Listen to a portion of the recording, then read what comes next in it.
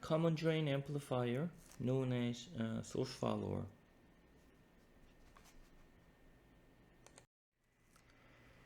So common drain is the drain side is AC ground, which is right now is connected to the VDD here. The input to output transfer function, you can find that the input is connected to the gate and the output is connected to the source node. So at bias, you have a certain voltage, right, at the input that will create DC bias current. Let's say that is I, then voltage drop over RS will be I times I naught times RS, for example. And then the voltage drop between gate and source would be VTH plus overdrive.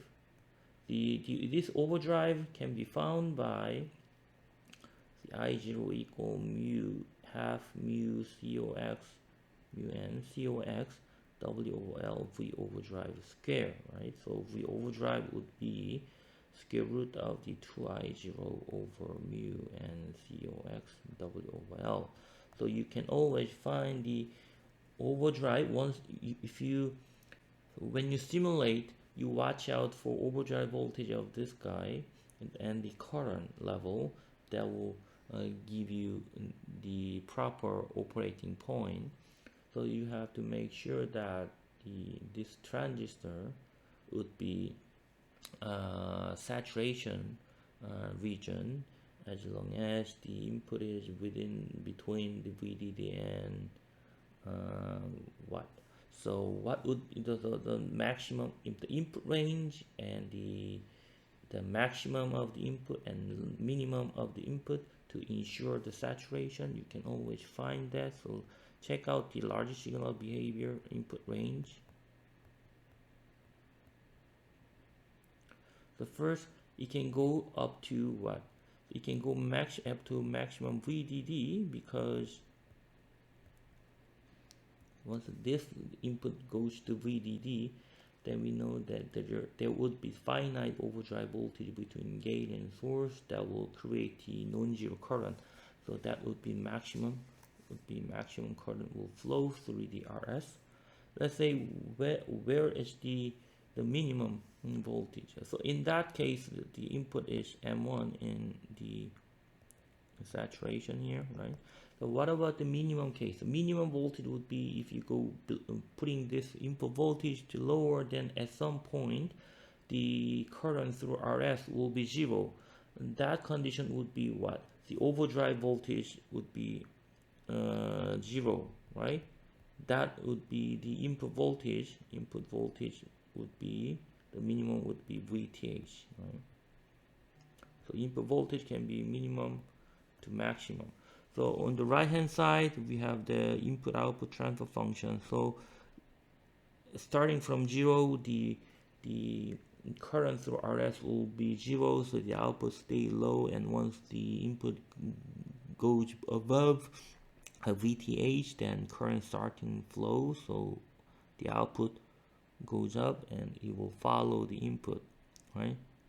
So the input range would be VDD and VTH, right? So you can first you can always check out where is your input range and the output range, right? And so you may consider the biasing the output, the biasing the input to maximize the swing range. So if you bias at that point, your signal can move around like this, and then output will go out like this, right? So you may bias the input, so half of the input range around where you may start with what? So that would be in this common mode, input common mode would be what? VDD plus VTH over 2, right? So initial starting point would be here, right? And then later on you may check the linearity and try to optimize, and by moving the the operating point more closely. Okay. Now the purpose of this kind of follower stage is that the mainly it has the very small output resistance, right? But the common source amplifier we had learned in the previous section always has the large output. R out is large. Why it is high? Because you wanna have a large voltage gain. Voltage gain defined by AV times in big GM times R out.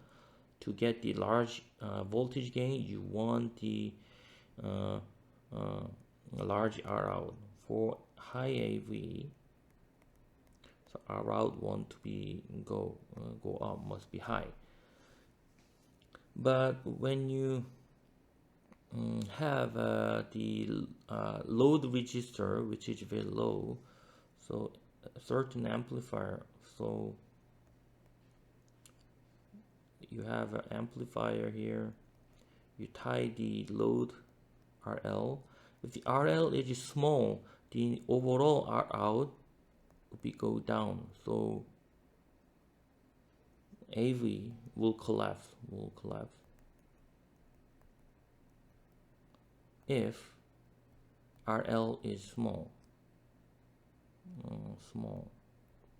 smaller than the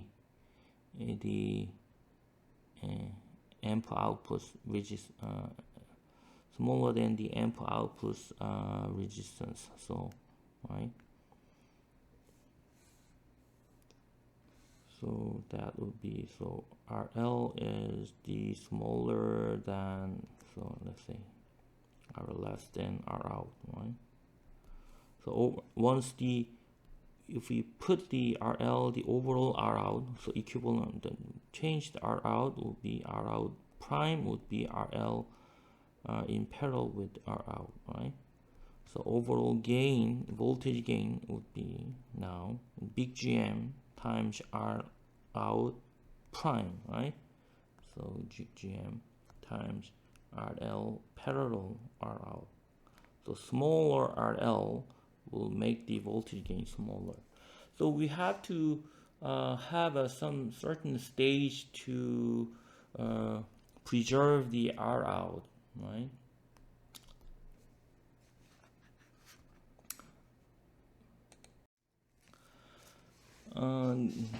Looking at again here, so common amplifier stage have a large R out.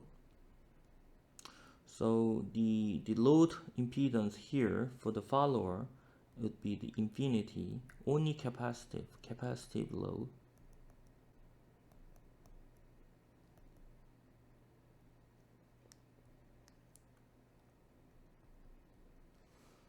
Right. And the what? So so that we can maintain the large AV is maintained.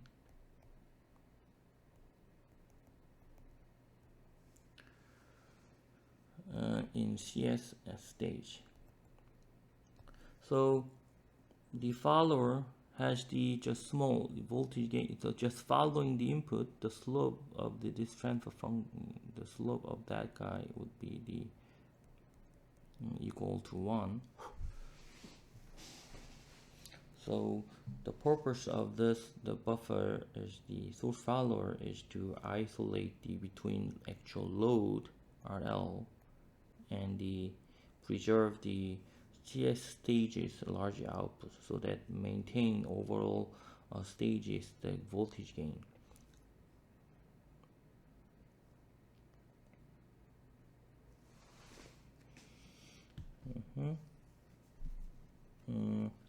One thing that you may consider is that for the source follower input impedance, you may consider that what would be have is between gate and source, there's a CGS.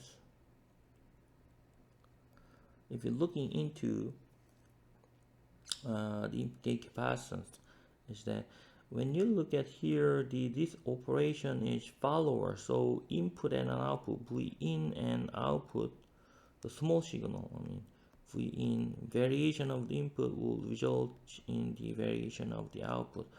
So capacitor here, the similar voltage on that node, if you look at the G in, so equivalent impedance would be almost zero, right, by Miller effect.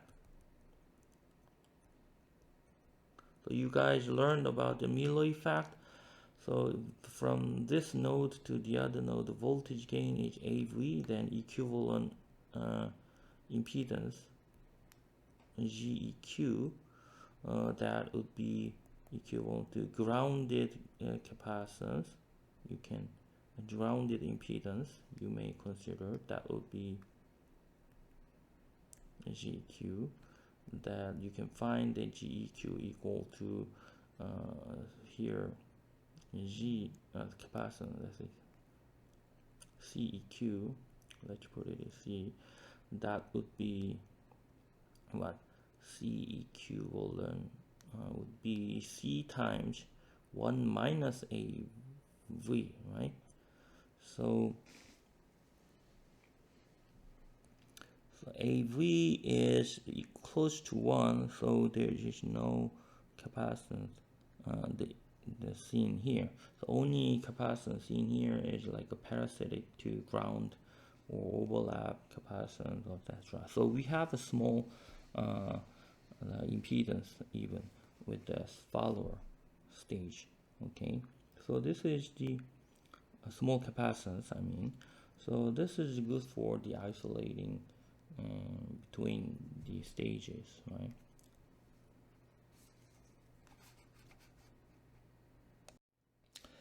Let's find the small signal gain out of the source follower. You can find the small signal gain from input to output. For example, say if there's any change in the input, small signal input, there will be the current change. If there's a current change here, the voltage variation between gate and source will be ID over GM, right? And then this ID will flow through RS, so finally V out would be what? ID times RS, right? This is one equation. And also we have a relationship between the input and an output through this KVL, right? We have so V output is V input minus ID over GM, right? We have voltage drop, small signal voltage drop, right? So this is equation 2. So you can find that you can plug 1 into 2. You will get the V out over V in equal to GM times RS over 1 plus GM RS. So if the GMRS is close to GMRS is large, then that would be close to 1, right? So here the source node is the moving around, so actually the body voltage is tied to ground. So there's also backgate trans conductance, so GMB there. So if you consider the GMB, then the voltage variation would be GM plus, that will be ID over GM plus GMB, additional transconductance you may see, right? So you can find that this equation there. So here, so this is not straightforward like that, sorry. So this is ID, and if there's ID there, something like this, and so you may drive this equation through some small signal equivalent circuit. So we will look at this GMB case. We will try to look at and take that into account in the next slide. So for now, we ignore that GMB, and that will give us the small signal gain around 1. But so as you can see here, it says this voltage gain is a function of a GM. So if the GM is large, then for large GM, we get the gain voltage gain close to 1. But for small GM, we don't have a large. You will have a small gain, even lower than 1. So by looking at this curve shown here, if you have a large input versus small input, as you can imagine, if you have a large input, then the voltage drop across the RS will large, meaning large current. If your input goes lower, then output will go down. Output will go down and up and down. So output current will go down, meaning the GM of the transistor would be what? Y over overdrive voltage. Current goes down and overdrive goes down. Or you can think of the other equation, what? So square root of a mu n 2 mu n cox w over l I0, right? So if you have a smaller current there, so these factor will be fixed. We don't change the device size. So if your device's current goes down, the GM will goes down. It will follow what? Followed by the square root equation. So overall gain will collapse when you have a small input. So would that for better linear operation, you want to limit your input signal at the high level, right? So this is the problem of the RS for follower biasing. If you have a resistor biasing there, instead of a fixed current, then you would have a large GM variation and AV variation. So large GM and AV variation from RS. So it would be better to have a current source rather than resistive load for the source follower. So that will fix the current through this transistor, and the GM, maintain the GM, so you can have a stable voltage gain over large input and output range. Okay, so the current biasing better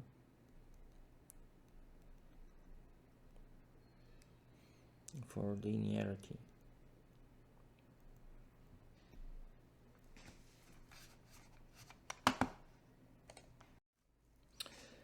Let's consider the backgate biasing. So current through the transistor will be affected also.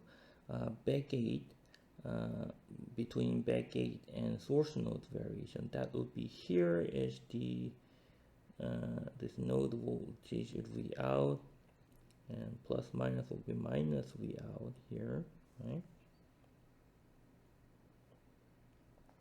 And also here, so we have a gate V in. Variation will result in current variation between gate and source. So the one is by the input variation, and the other one is by the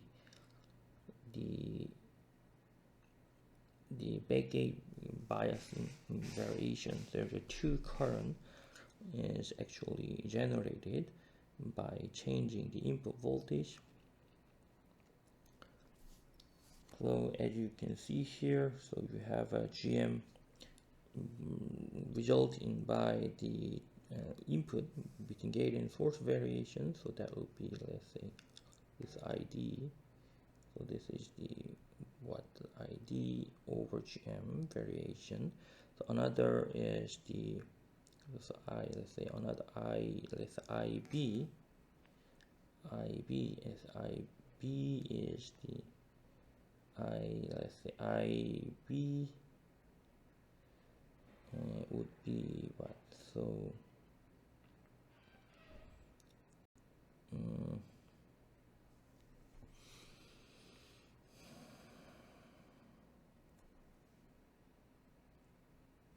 would be GM B times minus V out. So let's do not, since we have a two mechanism to flow to determine GS VDS, so this current, let's say ID equal to what? VGM times V in minus V out between gate and source, and plus another one GMB times minus V out, right? 0 voltage minus source node, 0 minus V out. That will be the current, so V out will be the ID times the RS. That will be ID times what? So what would be the GM? This one, this is 2. So GM V in minus GM V out minus GMB V out, right, from 1, and what, over times RS, right? So finally we have a what? Out. So 1 plus GM plus the GMB RS times V out equal to GM RS V in. So finally this equation will result in this equation, right? So this is just something that you can find out considering the backgate biasing. So obviously, so by considering that one, so the gain becomes smaller, right, than the ideal. So ideal is 1, but by having backgate biasing, then you get less than 1 gain, right? So even make it lower, make the voltage gain lower. Okay.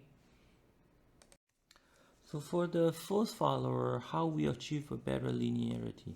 First option is to use the constant current source there, so that the biasing current through the M1 is fixed no matter what the input voltage is. So that will be VTH plus overdrive voltage between gate and source node.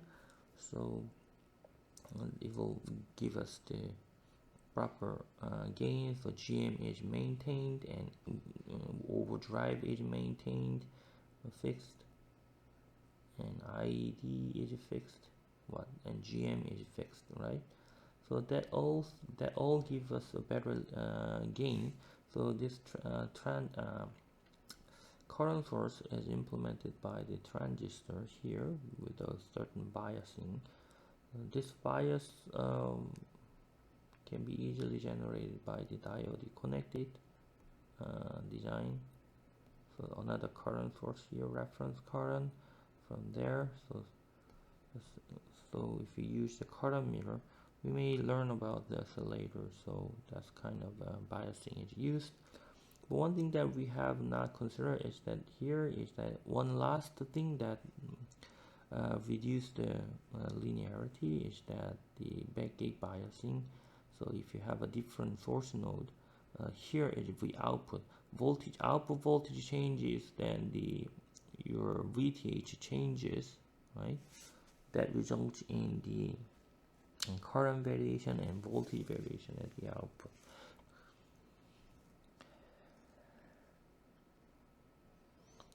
So to reduce such kind of a VTH variation, we would tie that backgate to the source like this, so that gives us the always constant current between drain and source and constant VGS, right?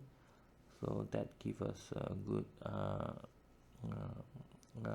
stable voltage gain here. Okay.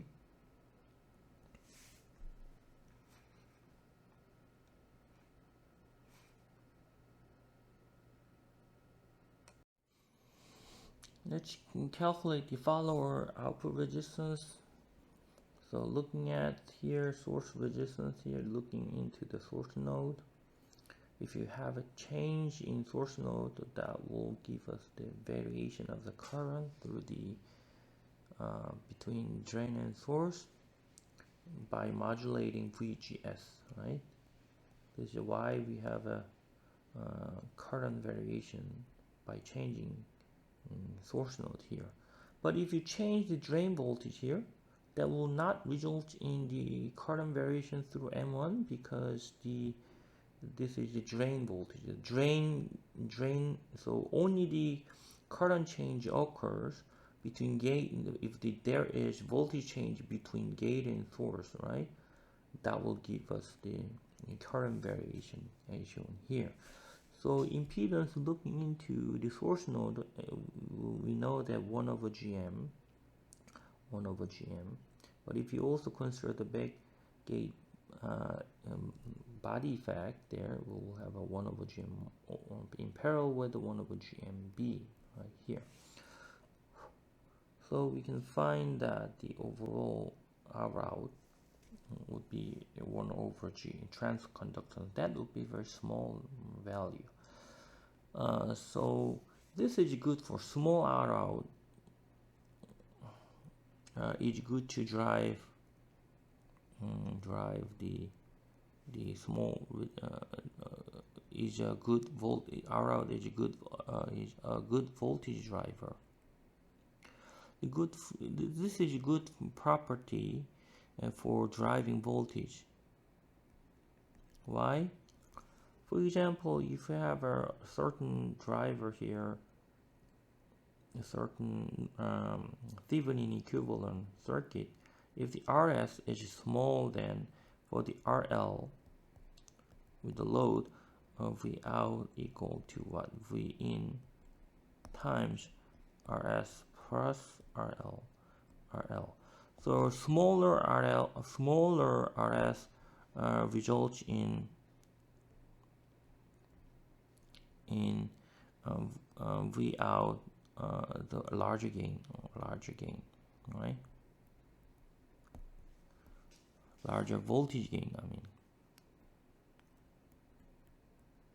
So this is a good property. This is a property that that is required for the voltage driver. What about the current driver for the ideal current source? This is that was the Thevenin equivalent. So for the current driver, RS here, RI out here. If I have a certain block there, RL here. To deliver this current to the load properly, RS must be large, right? So RS must be large because IL, so IL can be considered like can be found by RL plus RLS and RS, right? So I in, let's say this is I in. So to deliver the R in to the load, better to RS to be large. If the RS is infinity, that means this is ideal current source. That's the what we want for from this current driver.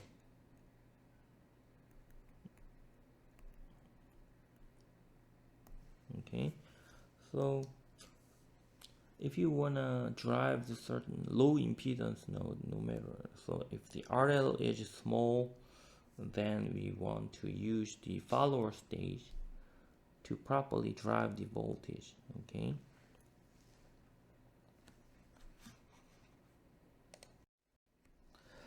Once you know, if you know the R out, there's another technique that you can easily find that what the voltage gain. So one technique that I explained in the previous section is that use the AV large GM, big GM times R out, big R out. So here, if you want to find out the big GM, you can have like tie that the output to ground and find out. So any input voltage variation, what would be the I out? So if since this is a zero impedance, any current variation between gate and the voltage variation between gate and source will result in current variation through the transistor. So that would be ID equal I out. So this current will go out to output side. So I out would be GM times V in. So big GM would be I out over V in GM. Here backgate biasing effect is not shown because the output voltage is tied to ground, so always a fixed gate and source between source and body and source voltage will be fixed to 0. So big GM is found that like this. So overall gain would be big GM, that is GM times R out is what, 1 over GM plus a GMB. So that would be the gain of this follower of the current source. This is the gain of this follower stage. Okay.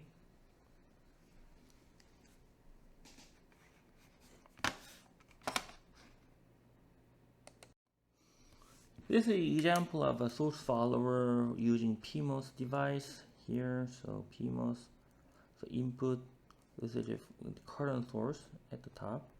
So between source VSG here, between source and gate, always there will be a current I0 biasing current, and the VSG will be VTHP absolute plus V overdrive voltage. As long as I0 is fixed, overdrive is fixed, right? I0, V overdrive fixed, right? So that gives us the V in, V out voltage relationship. So V out would be V in plus V what? TH, VGS, VSG. So we will have this relationship in the large signal sense, VTHP plus V overdrive, right? So to reduce the body effect for the PMOS device, it is easy to connect the body connection to the source like this. You can visualize its layout here. This is the NL. The NL contact here, and a contact is tied to source node through the metal resistor, and this is the upper M2 transistor. This is M1. So as you can see, by tying connecting body to the source, we can have a better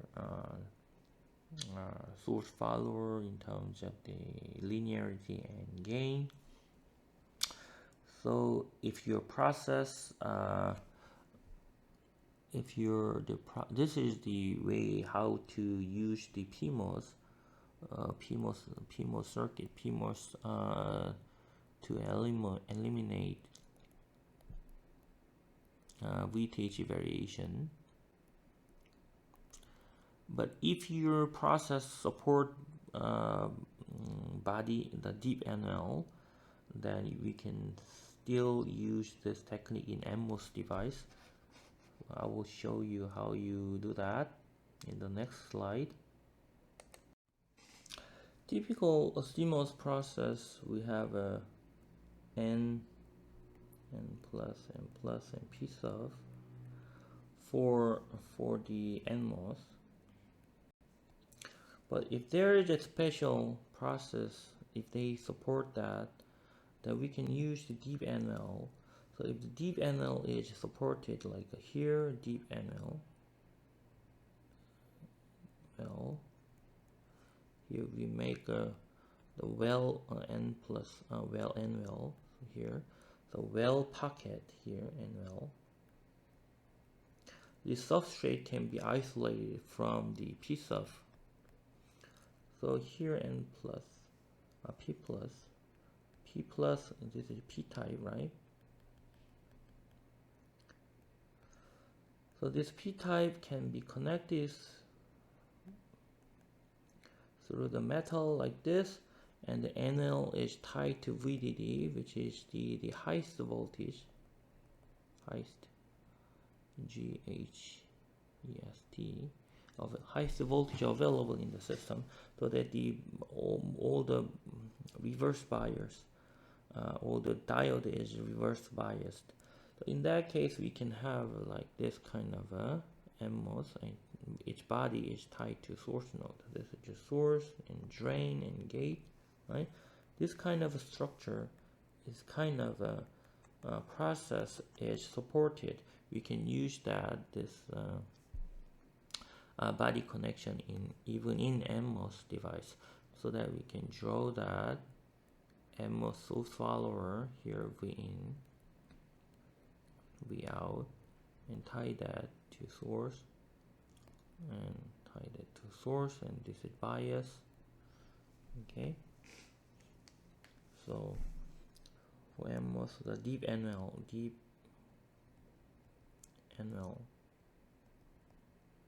must be supported by process to tie to have body and source are tied together.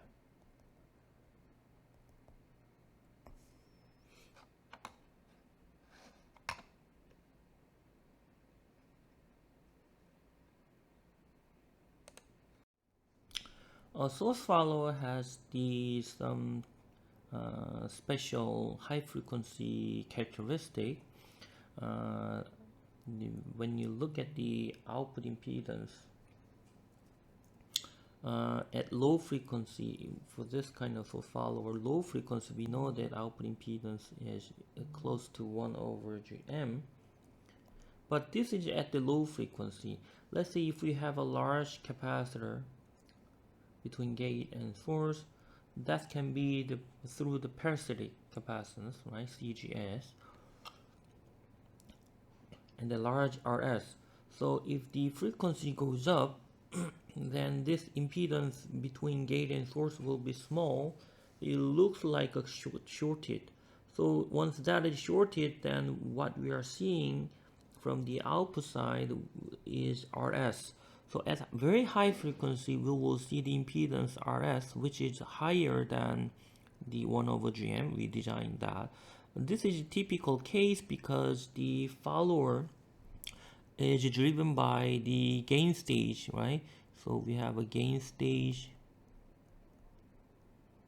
and then follower, right?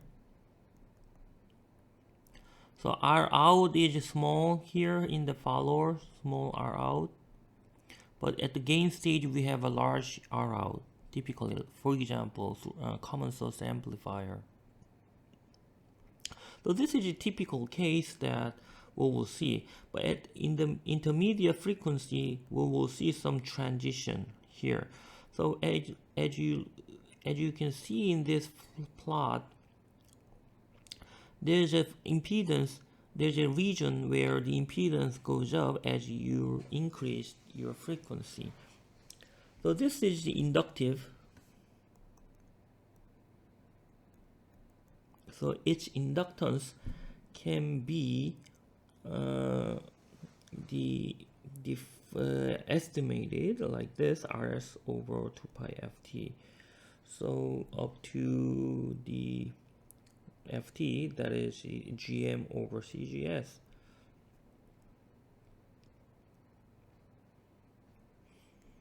So until the transistor. So at above ft, this transistor doesn't do anything, doesn't do any amplification, so you will stop it. It will just look at this capacitance CGS. Only CGS will be seen, and its impedance, it becomes close to 0, so this cutoff frequency will be close to ft of this MOSFET. So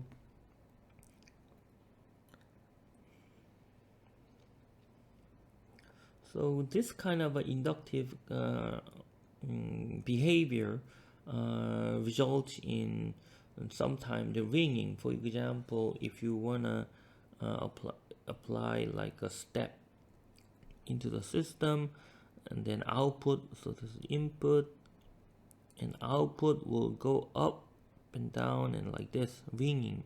This is output. So ringing might be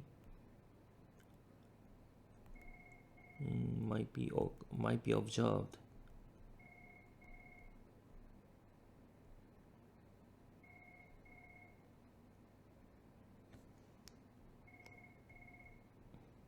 Okay, so this is the typical follower, the characteristic.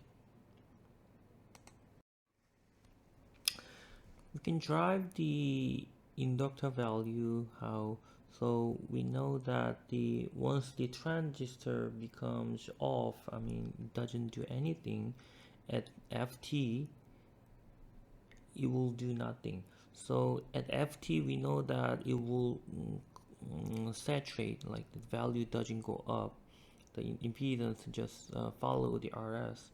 So if we know this frequency, then we can formulate that at this frequency we know that SL impedance becomes RS. So this one S equal J omega. So find the omega. Omega would be what? Omega G. So omega S. So omega here is ft, right? 2 pi ft. So 2 pi J 2 pi ft. So ft, and that would be the RS absolute.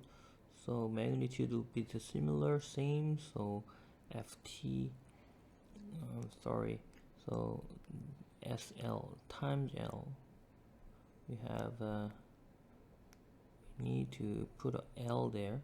So L becomes what? RS over 2 pi ft. So we can drive that this equation equivalent L, that would be RS over omega t. Once we know that, we can also find that this corner frequency, where that would be the at this frequency, let's say FL, let's say FL and FH. FL, the impedance would be the same with the 1 over GM. So 1 over GM, let's write down here 1 at FL 1 over GM equal to SL. So S equal to absolute, and S with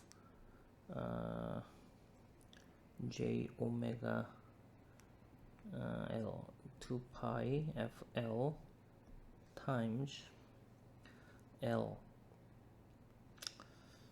So the FL, we can find that FL would be 1 over GM divided by 2 pi times L. So L was what? L was RS over omega t. So that would be 2 pi omega t omega t over RS. So that will give us what, ft over gmrs, right? So this is just how we can estimate and drive the corner frequencies here. So overall, the equivalent impedance can be modeled like at low frequency 1 over gm, at high frequency we have a inductor. So this is just this equivalent, this approximation. Just assume that the DC at low frequency DC, low frequency, and just a resistive, and high frequency we go up and up like that. The simple model. So this is just a combination of a resistor and what it looks like. What, so resistor and inductor in series, right? Model there. So series resistor is 1 over gm, and inductor is what, L equivalent, right? So there's a resistive component at DC, just 1 over gm, and high frequency we have a L. So this one has the some inductive in together with the resistive component 1 over gm. Okay, this is just simplified model of the looking into the source node from the source follower.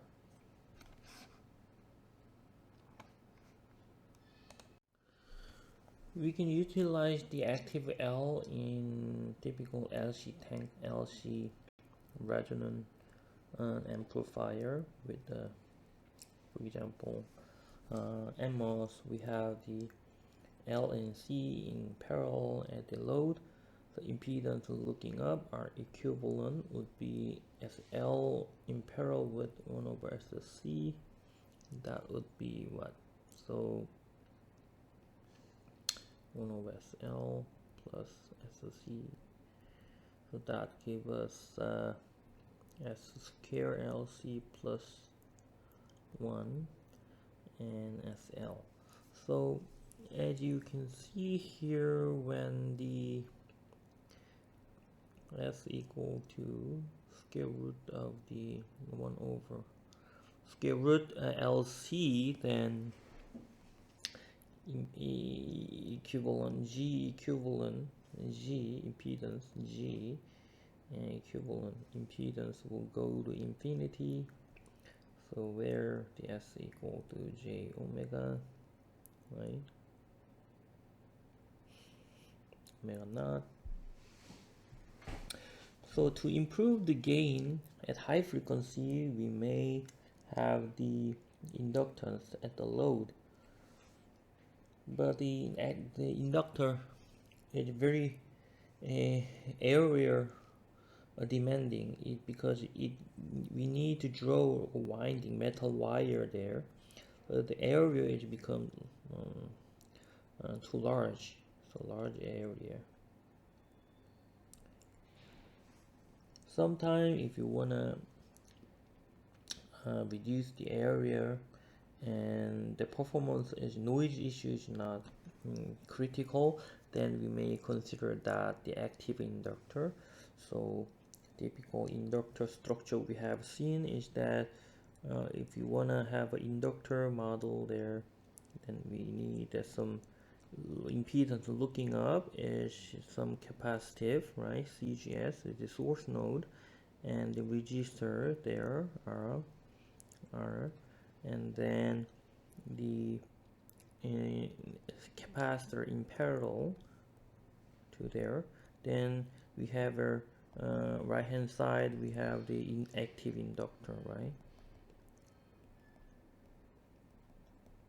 So we can use that as the amplifier load at very high frequency, right?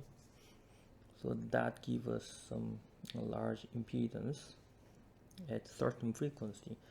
So impedance GEQ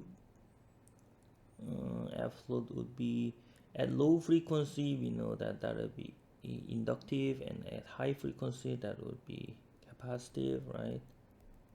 Those are in parallel, so the overall impedance would be like this, right? A resonance omega 0. So this is some technique that you may consider that the active inductor in the circuit, and we can use this structure in differential circuit. So we have a similar network in differential amplifier as shown in here. So inductance value is close to R over omega T of the transistor here. So that gives us LC parallel load, right?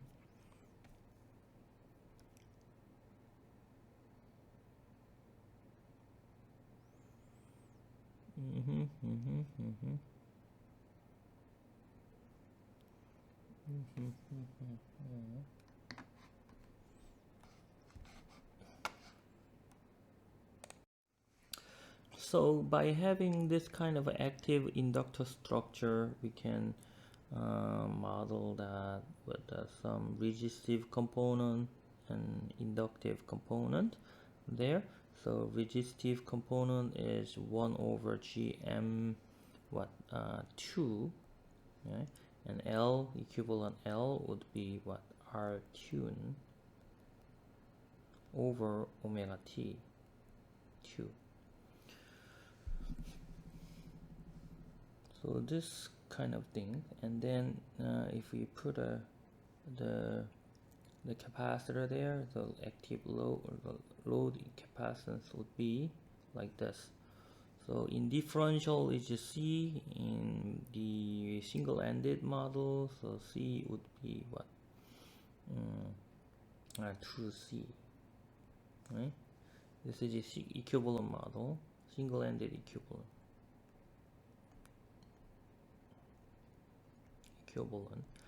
So at the input we have GM1 here, common source amplifier. This is the source node.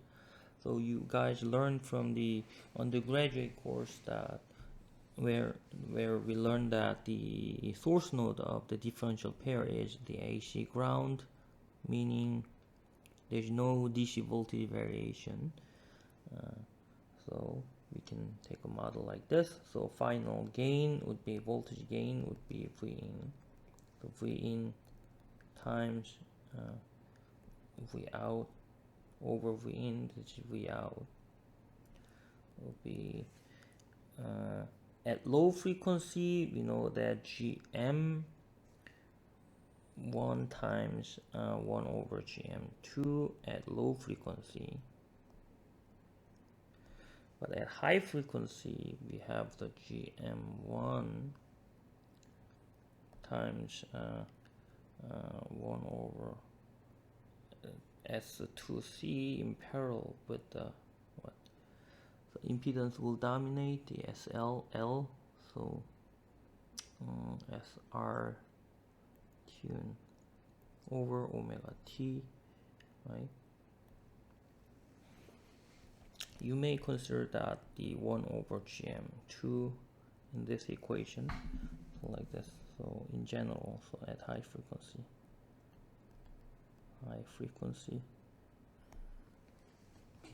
okay.